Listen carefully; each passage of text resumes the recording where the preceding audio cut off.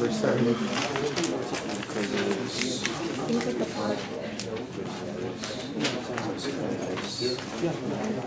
a minus a and b, a times b minus c and a. C and d. Plus? Oh, We plus. Oh, Hannah got along. I got along. This is addition.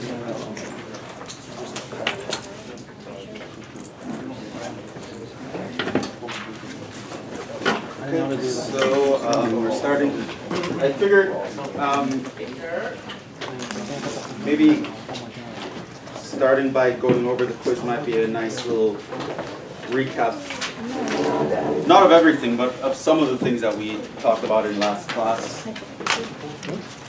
So let's actually look at quiz 1.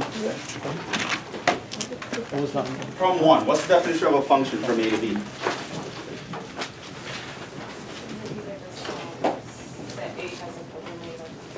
Well, it's a rule that assigns to each element of A exactly one element of B. Okay, so there are many ways you could state that as a sentence, but some things are important that you should say that you're assigning things in A and you're connecting them to things in B such that exactly one is connected. Okay, so those are some definitions. 2, what is the range of the function? Specific output. No. The output of A. It's the set image of of A, elements the image in of A. B that are mapped. Sounded like my voice. That's very meta. He's talking to me and watching me in a video. Pay attention to this one. This one. Okay. So the range. A couple ways you could say this. You could say it in English: the set of elements of B that are assigned under this function. That would be acceptable. You could also say it a little more technical. You could say it's a set of all y in B such that f of x equals y for some x in A. It's exactly the same thing, but it's important that you know that these are the group of guys in the codomain that actually get an assignment. Not everyone has to get an assignment underneath the rules of a function. And we also spoke about one-to-one and onto functions. Those are an important class of functions. We might be coming back to those sooner rather than later, but later on in the course, when we get towards the end of the course, we're going to revisit such functions because they're important. And I described to you a function that's the derivative function. So f goes from all guys that look like the third degree polynomials or lower onto the third degree polynomials or lower. And I ask, is f 1 to 1? And is f onto?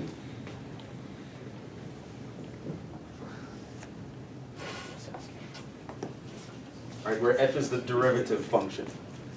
What do you guys think? Is it 1 to 1? No. No. Why is it not 1 to 1? Yeah? It's gonna be a curve. The degree 2, is gonna show a curve function. So at that time, x can have 2 elements. Okay. So you got away with that one. So you would have put no, but that's completely the wrong reasoning. Which is why for the second one, I asked you to justify your reasoning. Yeah. So you have 2 different constants? You can have 2 different functions giving the same output here. Right, so for example, let's say in this set, I have the function x squared. What functions will actually go to x squared? There'll be multiple things that map to x squared, right? X cubed over 3 would be assigned x squared, but so will x cubed over 3 plus 1 will also be assigned x squared. X cubed over 3 plus any constant will be assigned x squared. There's an infinite number of functions over here that will map to that function over there. So it's not 1 to 1. Is it onto? Yeah. The answer is also no. Why not? Because you'll never get a third degree polynomial. Right, because once you differentiate a third degree polynomial, the result will never be another third degree polynomial. So in this set here, all the guys that are degree 3 or higher, well, all the guys that are degree 3, none of them will get an assignment. No one from here will map to a degree 3 polynomial over there, because the power rule says you'll break down the power. So that's why that's no. What about if I changed it to, I changed the codomain to P2. So now I'm mapping a function from all the guys that are 3rd degree polynomials or lower onto the set of things that are all 2nd degree polynomials or lower. Is this function 1-to-1? And is this function onto? Yeah? It's not 1-to-1 again. It's not 1-to-1, and exactly the same reasoning will apply, by exactly the same reasoning. What about onto? In that case, it is onto, and that one describes some justification. Why? Because you can make any 2nd degree polynomial with the coefficients from 3rd degree. Yeah, any 2nd degree polynomial or lower, you will have a 3rd degree polynomial that maps to that function for a 2nd degree set. So for example, if you're given the y in B, so if you're given, for example, ax squared plus bx plus c, then, so given this in P2, there is this function in P3, ax cubed over 3 plus bx squared over 2 plus cx plus d. If you take f of that number, you will get this guy. So if that's your little b and this is your little, well, if this is your y and that's your x, f of x will equal that y, right? And you can do this for any such function. So yes, everyone in here will be assigned someone, right? So if I'm a polynomial in here, there is going to be a polynomial of 1 degree higher over here that will connect to it. So everyone here will get an assignment. And so that's onto. And that was the justification. I'll write up solutions to this and post online, but I just wanted to talk about these ideas because we're going to jump again right into proofs, and I just want to get your brains back into the right mode.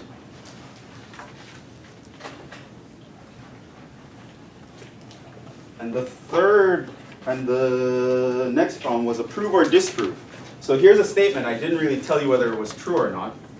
You have to kind of figure out if it were true and then actually prove it if it's true. If not, then prove it as not true. So it says if n is an integer, then n squared plus n is even. True or not? Turns out that is true, and that you will try to prove it. Such a statement, it's in general, it's easier to disprove something than to prove something if you're making a general statement. So you probably would have tried a few values. Some values that you might try is 0, right? You might try, so n equals 0, you might try n equals 1, n equals minus 1, and those kind of give you a nice value. So you might try the 2 to see maybe if 1 is a special case and try minus 2. But you realize that every time you plug into that, you'll get something even, right? If you plug in 0, you'll get 0. You plug in 1, you get 2. If you plug in minus 1, you get 0. If you plug in 2, you would get 4 plus 2, which is 6. Or if you plug in minus 2, you'll get 4 minus 2, right? So it always seems that these are all even. So you kind of get suspicious that it might be true, right? So now you want to actually justify that. How would you justify whether or not it's true? Someone who think they knew they got it right, how did you do it? By contradiction. You prove by contradiction? Okay, so what would that involve? So I would assume that n is the element of z. So proof. Okay. Don't write yet because I'm not sure where he's going with this. By way of contradiction, assume, what is the correct thing to assume in a proof by contradiction?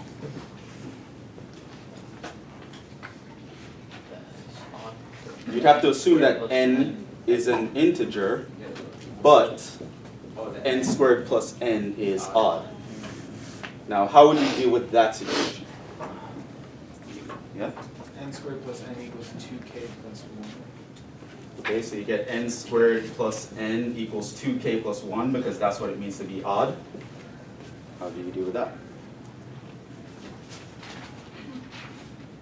Yeah? Wouldn't you just plug like in a value, like any number n equals like 2, and then if it's odd, like if it's even, then it makes the statement false. So what did you do here? I plug in n equals 2. So then you say if n equals 2, then Then that'll be 6 equals 2k plus 1. and then And then You prove that k is not an integer. okay, so this means k is not an integer, and so that would mean Well, That would mean for what? 2. you're kind of running into a lot of issues here. There's a lot of stuff that is still up in the air. For one, you identified specifically n equals 2 when you needed to justify a statement for all integers. So that's the first problem.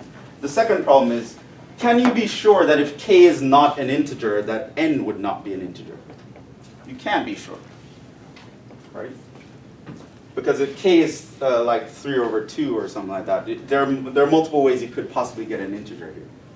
So it's not clear what to actually do after that. Can I just plug it into the n instead? Plug what into? 2k plus 1 into n squared, or n in general. Sure, but you wouldn't be doing a contradiction. Oh yeah, proof not that way. contradiction, just like. Okay, so give me some other ideas how you improve this.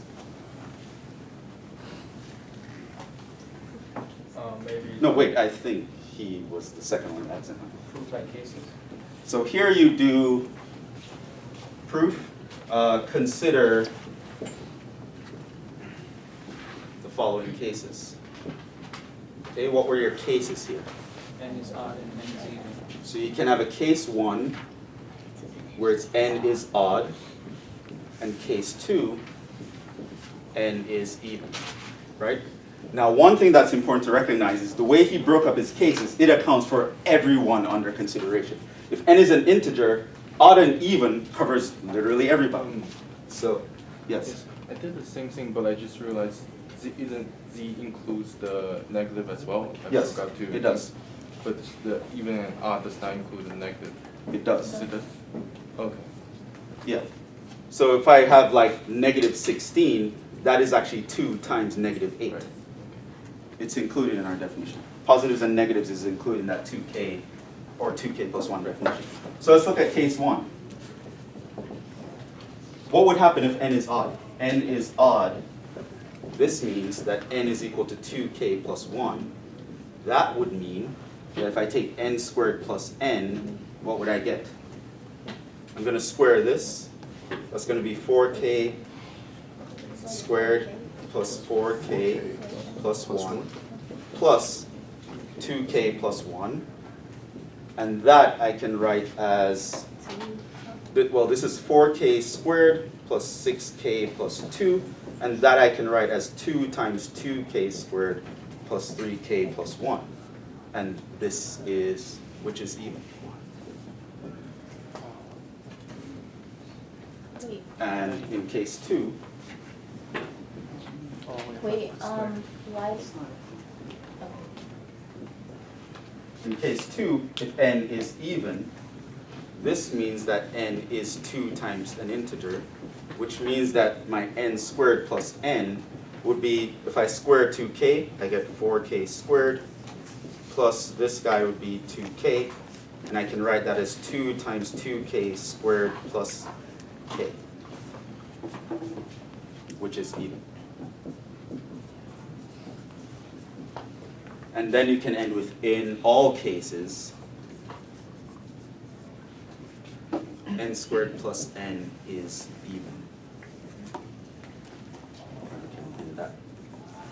So proof by cases is you can consider that. So remember one thing that we spoke about with the different proof techniques, how you want to approach a proof. If they give you a statement you look at each individual statement. This guy here is your statement P. Let's hope my colored markers don't fail me now. Okay, so this guy here is your P. This guy here is your Q. So you want to determine who is easier to work with and who I don't want to mess with. Working with this guy is difficult. It has a square in it. That already makes things kind of annoying. And worst of all, if I take the not Q of that, this is odd, makes it even more annoying. There's this +1 I have to worry about. So I probably don't want to mess with Q too much. I'm definitely going to want to start out by looking at the P, right? And so if I want to start a proof of this by looking at the P, a direct proof is the way I'm going to want to go. So once I try to decide, I think this is true, I want to prove it, your next decision would be, what's the proof technique? Direct proof, proof by contrapositive, proof by contradiction. Contrapositive and proof by contradiction will mess with this guy. I don't want to mess with that guy, that's more complicated. So the direct proof would be the obvious choice. So now you get into direct proof. You're assuming that n is an integer. What can you do with it? Well, not much. I know you start to break it up into classes, which we spoke about 2 classes of integers that covers everyone. So that's where you would get this, that's called a proof by cases. So this is another proof technique.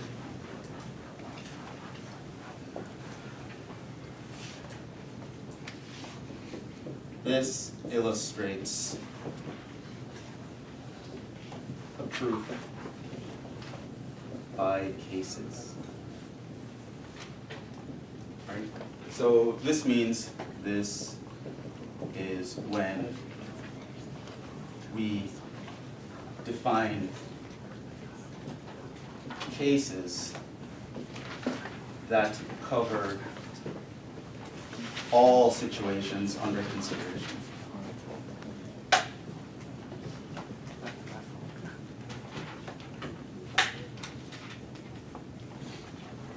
And show that the statement is true in each case. So that's one way you can do a proof by cases. You break up things into categories or situations where each individual situation you can know how to deal with, but then taken all together, if it works in all these different situations, all these situations comprise the whole thing I'm considering. And so proving in each possible situation, I can prove a general statement. Did anyone do this a different way? So this would be the most common way to tackle it. I think most people who would have figured it out would probably have done it this way, but I just factored out the ends. you could have factored, right? So another proof is to say that note n squared plus n can be factored. What did you say from that? Since they're successive integers, N and n plus 1 are consecutive integers.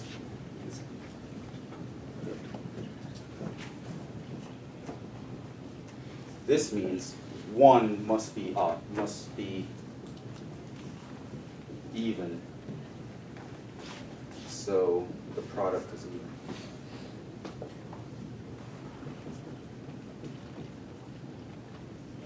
Technically, if one integer in a product is even, the product is even, technically that's something you would have to justify that I didn't justify, but I'd accepted it. Right? Realize that you could factor it and you have consecutive numbers. And even in odds, you know they're one after the other. And so if in a consecutive pair of integers, one of them must be odd and the other must be even. And if you even wanted to prove this fact, you could at this point go through the cases. What if this one is even? Or what if that one is even? What would happen?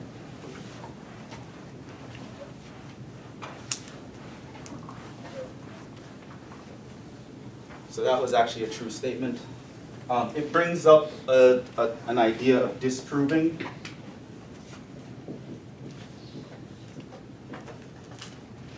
Basically, this is kind of a bizarro proof. This is proving a statement is not true. Okay, so there are two main ways to scenarios here. Given a general statement. So there's a statement that says this always works in all cases in this group of things that we're talking about. If given a general statement, disprove using what we call a counterexample. It's a specific example that runs counter to the statement. So you can literally, if I say this always works all the time, and you show me one guy where it doesn't work, you automatically proved me a liar, right? There's nothing else to do, really.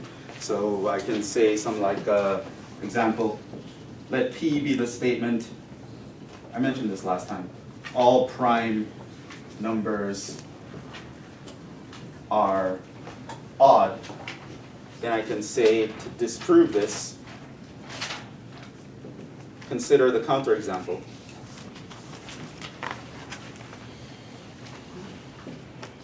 Two. And that's the end of the proof. There's nothing to show. 2 is an even number, and it's prime. So it disproves that statement. So once they say all things behave a certain way, if you can show me one thing that doesn't behave that way, you have disproven the statement, because it's not true now that all things behave that way. You found one thing that doesn't behave that way.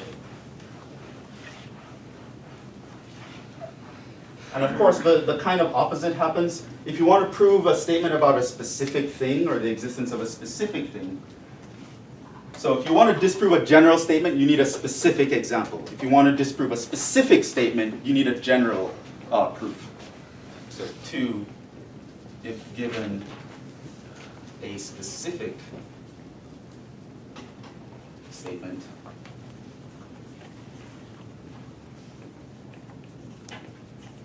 about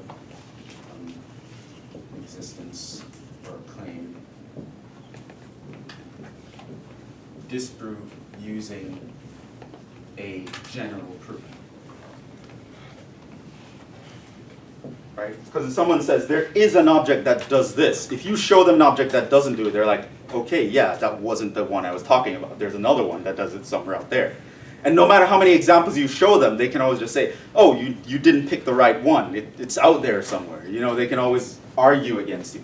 But if you in that case, you'd have to prove in general that this thing could never possibly exist, no matter where I picked from. That's a different thing. An example of that would be the statement where I said, we proved this last time, there is a smallest positive real number. Right? When we disprove that, I didn't give you an example. I can't say, okay, what if you pick 1? A half is less than 1, so you're wrong. I couldn't have said that. It wouldn't have disproved the statement. I could say, oh, well, you didn't pick the right number. 1 was the bad number to pick, right? And I just say there is a smallest positive number. It doesn't have to be the number 1 that I was thinking about. So we have to disprove that in general.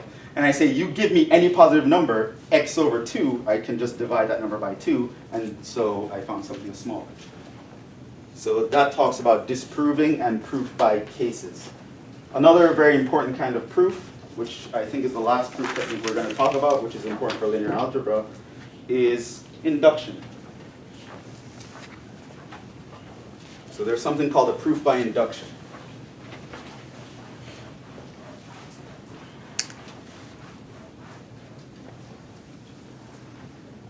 And it won't take long to see why such a proof technique will be important to us. I mean, certainly by the end of the next lecture, you should start to have some appreciation of why this technique will be important. Because a lot of statements about matrices, which we'll be studying starting next class at least, maybe we'll talk a little bit about them in this class, depend on positive integers. Because when we talk about the size of matrices, we talk about them in terms of positive integers. So then there's another proof technique called proof by induction. Now there's a proof for why this works, but I'm just going to tell you what the proof technique is. So given a statement P of n that depends on n in the natural numbers, possibly at 0. 0.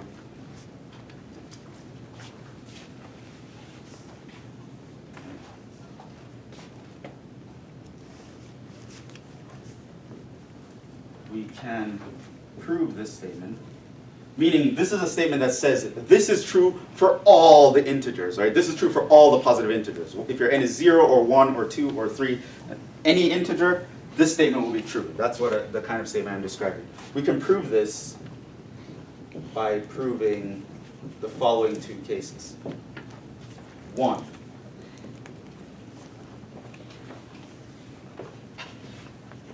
We can prove that P of n is true for n equals 0 or n equals 1 or n equals whatever minimum integer being considered.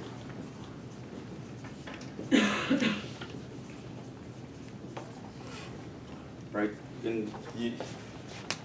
This is called the base case. Right, so you prove it's true for the first integer. And then second, you assume Pn is true for some n, and then you show that Pn implies P of n plus 1.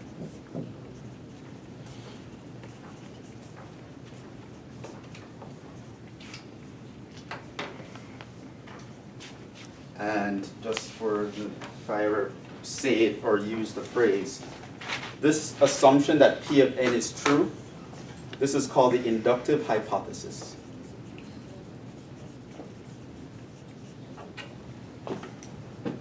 We don't know it's true, but we'll assume it's true and prove that the next statement is true.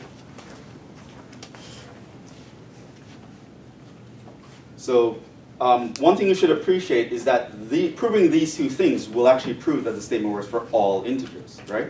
I proved it works for the first guy, and then I prove if it works for anyone, it will work for the next one, right? So if it works for 1, it will work for 2. And if it works for 2, it'll work for 3. If it works for 3, it'll work for 4. If it works for 4, it'll work for 5. And there's like a domino effect. So I prove it's true for the first guy, and then I prove in general, no matter what point you pick, if it works here, it'll work on the next step. You'll automatically prove that it works for everybody. Let's give a specific example here.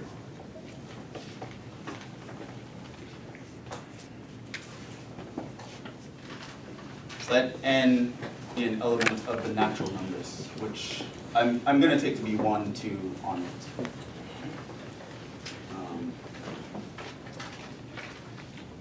Pn is the following statement.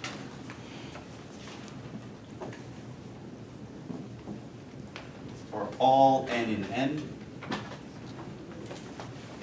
this is true. 1 plus 2 plus 3 plus all the integers counting up to n will equal, do you guys remember what value that equals?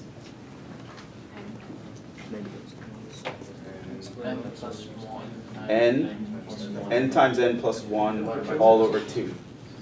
This theory has it, the mathematician called Gauss proved that when he was just a little kid. When his teacher thought it was funny to give the students, oh, add up all the numbers from 1 to 1,000 and be quiet. And he did it in a few minutes and then went about his way. So this entire class was like really adding up the numbers. Okay, so you can prove that the sum of the first n positive integers gives you this, right? There are multiple proofs for this, but I will give you a proof by induction. We proceed by induction on n. So 1, we'll prove the base case.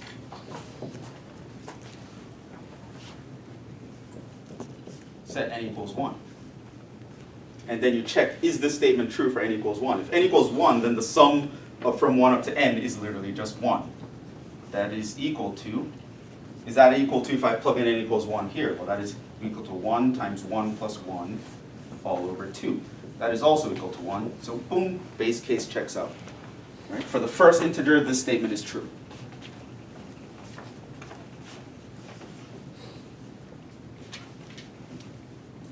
So now I'm going to do the inductive hypothesis.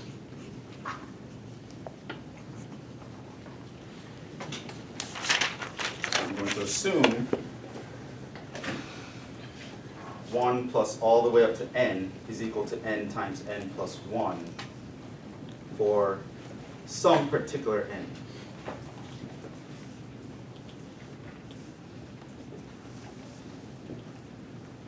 And at this point, I need to prove that this assumption implies that that statement will be true for n plus 1. So this is in blue because you can't just say this, you have to prove it, right? So we need to show that the sum up to the n plus 1 number will be equal to, I'm going to replace n plus 1 here, n plus 1 times n plus 2 all over 2. Right? The statement should be true if I replace all of the n with n plus 1, in other words. And that's what we need to prove based on making this assumption.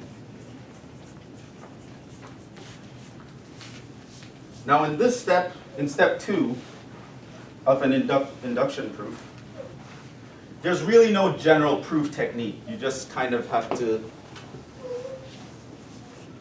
figure out a nice way to do it. So from here you can do a direct proof or proof by contradiction. All the proof techniques that I mentioned before are applicable. Oftentimes, it's often best to just start with what you know and try to build up to what you want. There are other times where you start with what you want and try to break it down to what you know, in which case you're kind of working in the contrapositive, but it depends on the situation. In this case, it's not going to be hard to do a direct proof. So now we can say if 1 plus blah blah blah up to n is equal to this, then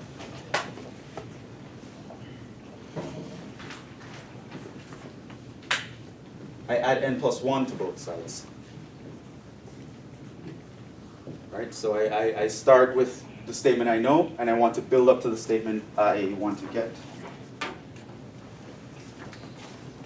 Then that would mean 1 plus 2 plus all the way up to here, n plus 1 would be equal to n times n plus 1 over 2 plus n plus 1. And what do we do from here?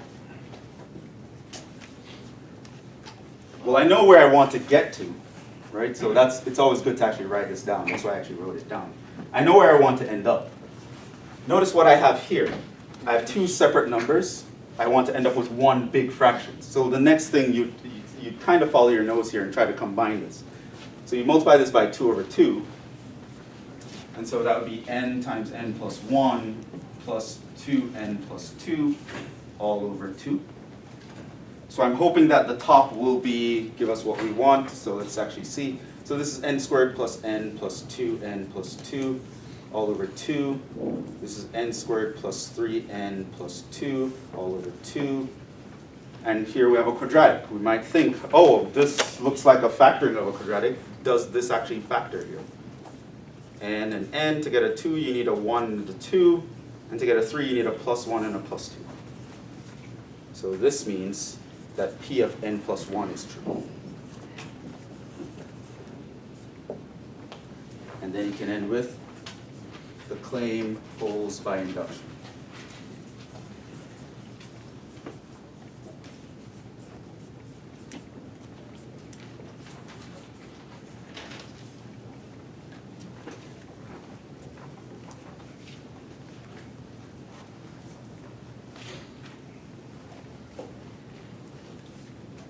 And this proof technique, it's very important. It will come up often in your homework, of course, in quizzes and tests as well. But a lot of times you can describe matrices or the group of matrices that you're talking about in terms of n, which is something like the number of rows in the matrix or the number of columns in the matrix, which will always be like a positive integer. And so I can say for all matrices that have n rows, this statement is true. A statement like that, you would need to prove it's true when n is 1, when n is 2, when n is 3, when n is 4, forever. Right? So a proof by induction becomes a very useful technique. Any questions on this? So that's kind of our excursion into proofs. Again, it's not meant to be comprehensive, and if you never took a proofs class, just listening to what I say here is not going to cut it. At this point, if you took a class like 308, which teaches you how to prove things, we've literally covered like 2/3 of the semester, right? So I'm really giving you the condensed version, right? Like this is 2/3 of the course Math 308, right? They really go into a lot of cases, a lot of scenarios, a lot of things, not just proving about integers, but in general functions and sets and things of that sort. But this is just to get you a sort of idea of how you want to think about approaching proof problems. Yes? How we get the blue lane, the baron, how we get that one? The blue is what I need to show. Like we have n times n plus 1 over 2, but here we are n plus 1, n plus 2 over 2. So I don't understand how Yes, we get because that. this statement here Yeah. is P of n. It's exactly that statement. Yeah. This statement here is P of n plus 1, Oh, right? okay. So think of P of n as some function. P of n plus 1 would be this function, right? So you need to show that this being true implies that will be true, which is an implication, so all your proof techniques can work. In this case, I use the direct proof. I assume this is true, and then I prove that the second one is true.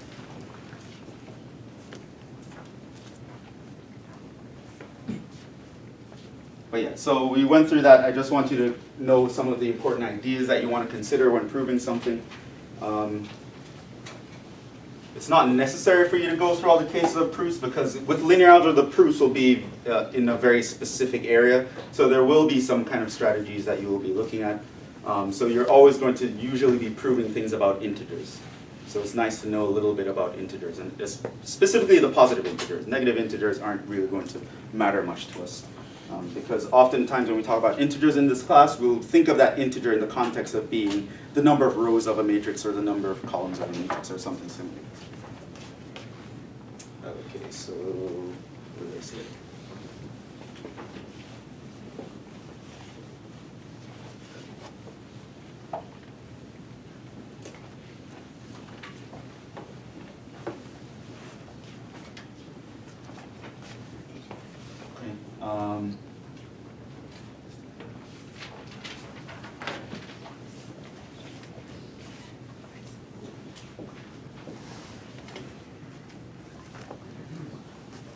Consider these examples and operations.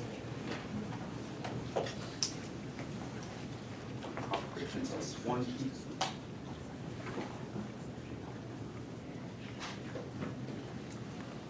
Okay, so we're going to define the following.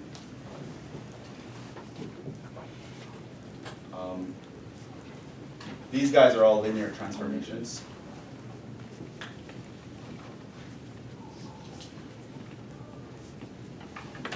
At this point, take my word for it. We will be covering this again pretty soon. So I'm going to define some linear transformations, and we're going to be doing some things with these transformations. So there is one function that I'm going to call P of xy. So it takes inputs of coordinates on the xy plane, and it outputs another coordinate in the xy plane. So it'll output a coordinate ax plus by, comma cx plus dy. Right? So P is a function from R2 to R2. It is in fact a linear transformation. We spoke about those being straight lines through the origin, so this is actually can be thought of as a straight line going through the origin. I will define Q of xy as this function. So this guy takes 2-dimensional coordinates and it outputs them again in a 2D space.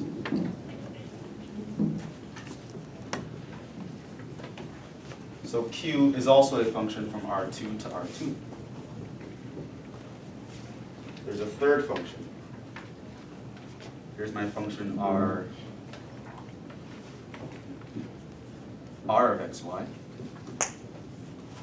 And it's defined as ix plus jy, comma, kx plus ly, comma, mx plus ny. So notice that your r, that's actually a function from R2, and it outputs a coordinate in R3. These are my two functions. What we're going to do is we're going to compute these things. We're going to compute P plus Q, P plus R, P of R, and R of P with these functions. Right? Here your A, B, C, D, E, F, G, H, I, J, K, L, M are all constants. Right? X, Y represents a variable for the coordinates. So you could think of a specific example of something like, you know, P of X, Y is equal to 2x plus 3y, comma 7x minus 4y, or whatever. You can plug in constants for these, but I want to leave the constants general. Right, because there's a point to me leaving them general. I'm going to want to draw some comparisons for you.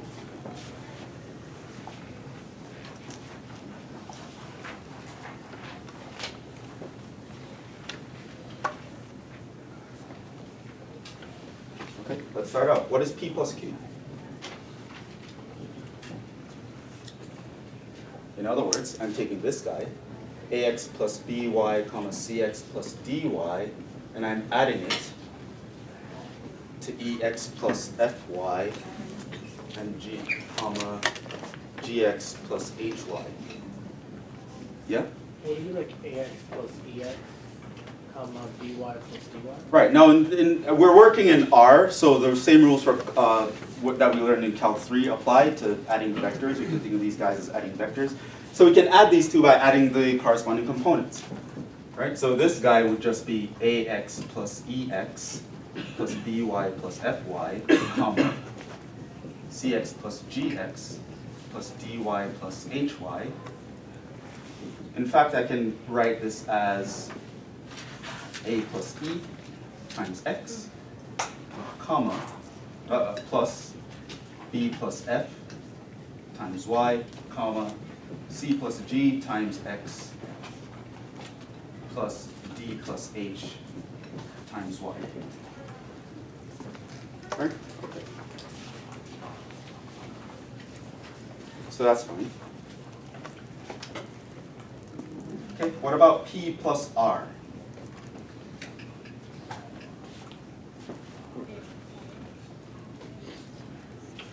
So I need to add this guy to that guy, but automatically we have a problem, right? This is obviously undefined. It should be obvious that it's undefined. The dimensions don't match up.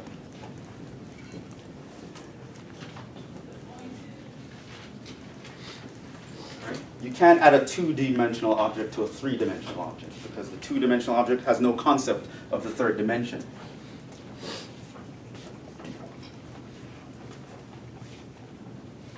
In a similar way to how a one-dimensional object has no concept of a two-dimension.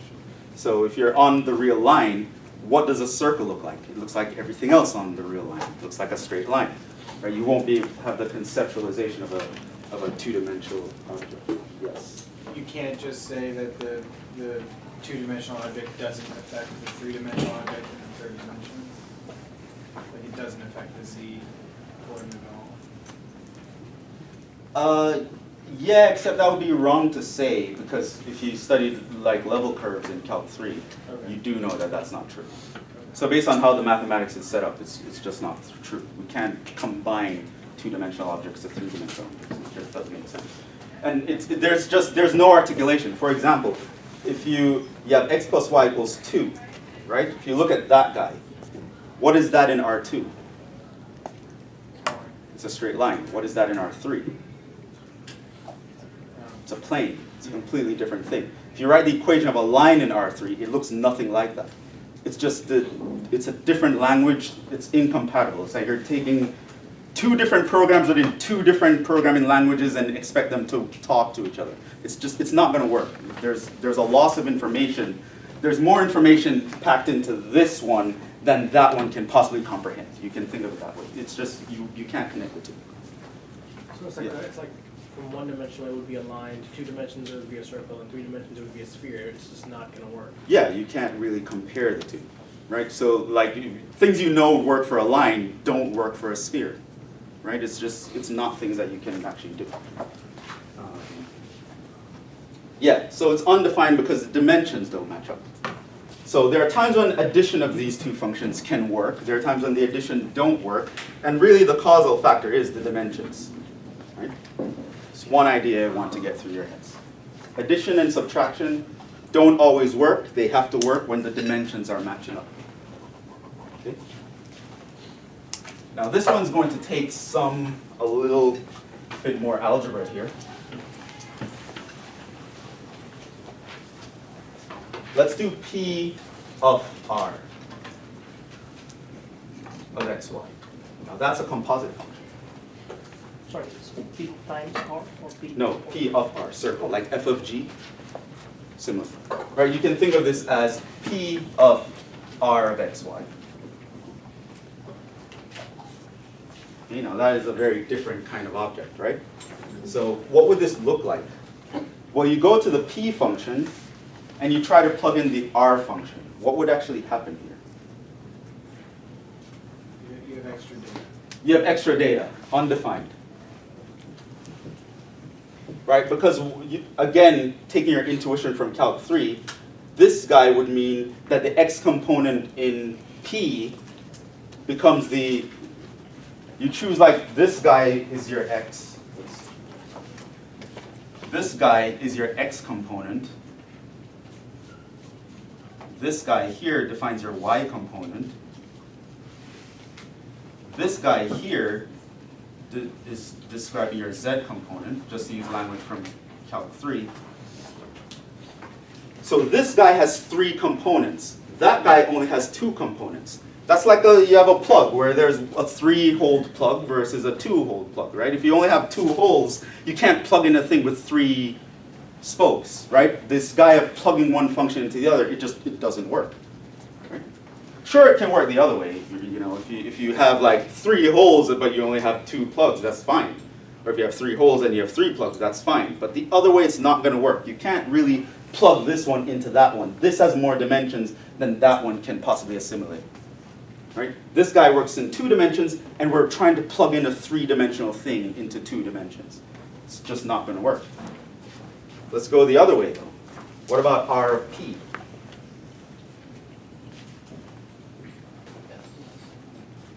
That could possibly work. Let's actually look at what it looks like. This means we're doing that, right? Which means I'm now thinking of this guy as the x component, x in quotations. This guy is the y component. And in the R, I have x and y's. So it means this thing is going to be plugged into the x everywhere. This thing is going to be plugged into the y's everywhere. And then we're going to simplify. Right, it's going to take a little bit of algebra, but intuitively it's going to be worth it, I think. Right? As the semester goes on, I'm going to be defining all these things randomly, and you're like, why is that weird definition? Why would you define something that way? This is going to be the intuition behind it. Because when we're looking at certain objects, really in the background they're representing functions. So the things that are true for functions would be true for these objects that we're talking about. Okay, so what would this look like? Well, we'll take the I, and in the I we'll plug in ax plus by, plus j, and then we plug in cx plus dy, comma, k times ax plus by, plus L times cx plus dy, comma, m times ax plus by, plus h, n times cx plus dy. Okay, can you group some terms for me here? Let's try to do this all in one shot. Who are the x components and the y components, comma, who are the x components here and the y components? Who are the x components here and the y components? So here, what do we have? IA plus JC. JC plus JD. JC plus JD.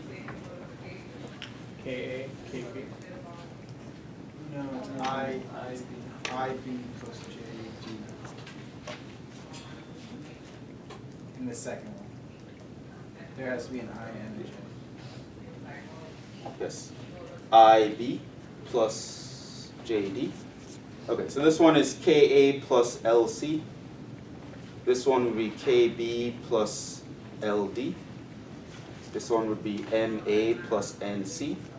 This one would be the Y's. MB plus ND, right? Why would there be an I on the other one? Sorry, going back to the first one. Because we're looking at the Y's. IBY plus JDY.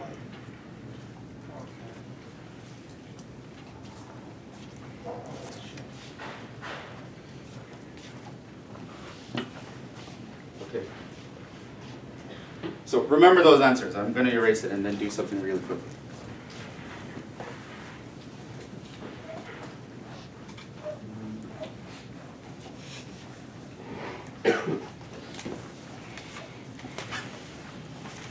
I'm going to write down P, Q, and R in another way. Why? For one reason, it's annoying to be writing this off, and you can see that that was pretty annoying. Imagine if I had more components, it would take forever. Okay, so when I see this guy, AX plus BY, comma, CX plus DY, I'm going to think of this as, instead of writing it in a row, I'm going to write it in a column. AX plus BY, CX plus DY, right? So I don't run on forever, right? When I line it up this way, you'll notice that in the first column, I have the X guys. In the second column, I have the Y guys, right? Which kind of makes it superfluous to write X and Y, so I can just actually rewrite this as this guy. With the knowledge that the guy in the first column is the coefficients of the X and the guy in the second column is the coefficients of the Y. By that same reasoning, I can write down Q in this way. I can write this as EF, and I can write this as GH. And by a similar reasoning, I can write down R in a different way. I can write this down as IJ, KL, MN. Now let's do everything again. P plus Q. Now I'm going to think of this as A, B, C, D plus E, F, G, H. And I come up with a rule, almost arbitrary, that I will add two objects that look like this by adding corresponding entries. Right? So things in the top left corner I'm adding together, add these two together, add those two together, add those two together. So this becomes A plus E, B plus F, this becomes C plus G, this becomes D plus H. Now if you look at the function P plus Q that we got in the first example, you'll realize that if you wrote that in this form, that is the object you would get, right? I mean, I erased it, but you can verify with what we did, right? You can also notice that if I took P plus R, that you'd write as undefined, right? Because that rule of adding corresponding entries no longer applies. There's a whole other set of entries here in a third row that I can't add to corresponding entries here, right? Similarly, we know that P of R, here's how I'm going to express P of R. I'm going to write down P, A, B, C, D, and I'm going to write down R, I, J, K, L, M, N. And we already discovered that this is undefined. An idea we'll come back to later. But we also went the other way.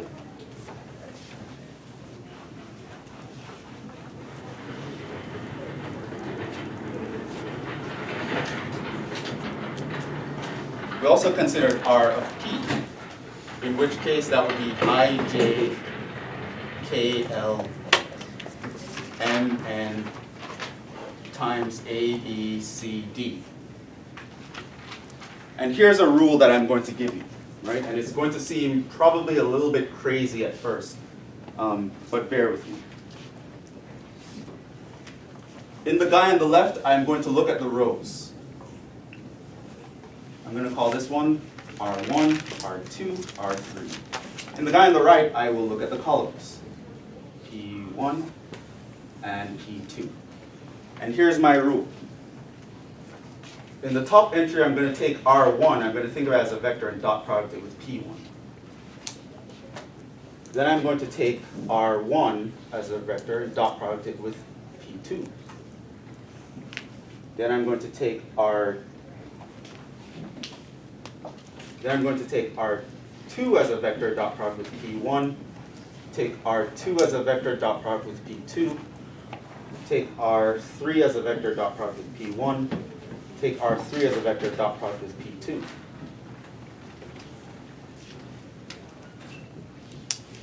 What would that object look like? Well, let's see. If I take ij dot product with AC, I would get IA plus JC. If I take R1 dot product with this guy, I would get IB dot product with JD. Now I go on to the next row. Take R2 dot product with this, I get KA plus LC. R2 dot product with the second one, I get KB plus LD. Move down to the next row. Dot product R3 with the first one, this is MA plus NC. Dot product R3 with the second one, this is MB plus ND. Compare that to the function that we got over here when we plugged one into the other. And rewrite that in this form. What would you notice? It's the same. These objects here, objects like these, are called matrices. Singular is matrix. Notice that they come from me conceptualizing the definitions of functions in a different way. Also notice, I've just defined for you how to add two such objects and how to multiply two such objects. You also can be aware of the fact of what this actually means. Adding two such objects is actually adding the corresponding components, is adding two functions.